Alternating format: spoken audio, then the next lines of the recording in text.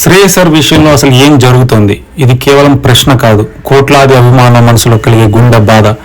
కొన్ని సందర్భాల్లో మన మనసులో ఇలా అనిపిస్తుంది, ఎందుకు కొన్ని ప్లేయర్లు మళ్ళీ మళ్ళీ అన్యాయం జరుగుతూనే ఉంటుంది?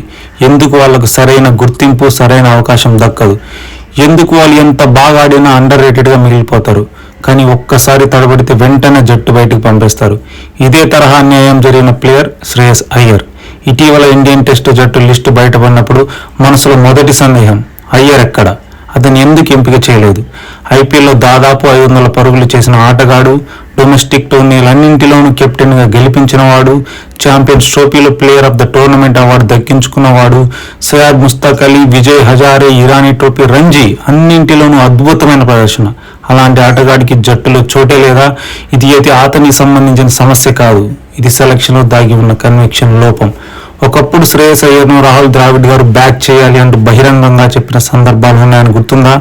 ఒకసారి అయ్యర్ గాయం కారణంగా ఆడలేని పరిస్థితిలో ఉండగా ఆయన స్థానంలో సూర్యకుమార్ ఆడారు. ఆ తర్వాత ద్రవిడ్ని మీడియా అడిగారు, అయ్యర్ తిరిగి వచ్చాక ఎవరిని ఆడిస్తారు? ఆయన ఒకటే చెప్పారు, డౌటే లేదు, అయ్యర్ ఆడతాడు. అలాంటి క్లియర్ కాన్ఫిడెన్స్ ఇప్పుడు ఎక్కడ?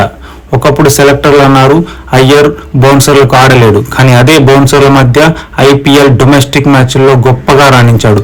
పంజాబ్తో మ్యాచ్లో అతని జట్టు ఓడినప్పటికీ 34 బంతుల్లో 53 పరుగులు చేశాడు. అటు ఆడ చూపిస్తాడు, ఇటు ఫలితాలు ఇస్తాడు. కానీ ఎందుకు సెలెక్ట్ చేయట్లేదు? గతేడాది కూడా ఇదే జరిగింది. ఒక డొమెస్టిక్ మ్యాచ్ ఆడలేదని అతని సెంట్రల్ కాంట్రాక్ట్ రద్దు చేశారు, కానీ తిరిగి వచ్చి శతకాలు కొట్టాడు, రంజీ ట్రోఫీ గెలిపించాడు, ప్లేయర్ ఆఫ్ ద మంత్ కూడా అయ్యాడు.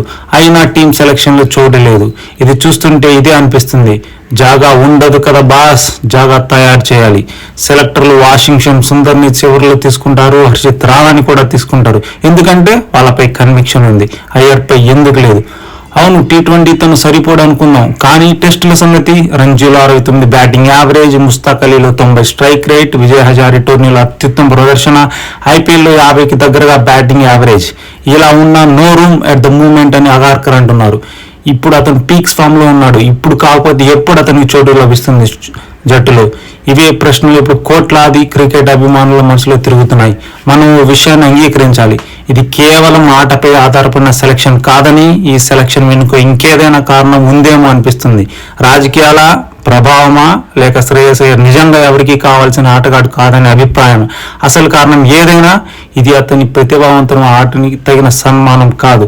శ్రేయస్ అయ్యర్ లాంటి ఆటగాడికి టీంలో చోటు దొరకకపోతే ఇది ఆటపై ఆధారపడిన క్రికెట్ కాదు అనే అభిప్రాయం జనాలు బలపడుతుంది. మీ అభిప్రాయం ఏంటి? నిజంగా అతనికి ఛాన్స్ ఇవ్వాలి కాదు అని మీరు అనుకుంటున్నారా? లేదా కామెంట్స్లో చెప్పండి. కానీ గుర్తుపెట్టుకోండి, సెలక్షన్ ఒక ఛాన్స్ కాదు, అది ఒక న్యాయం.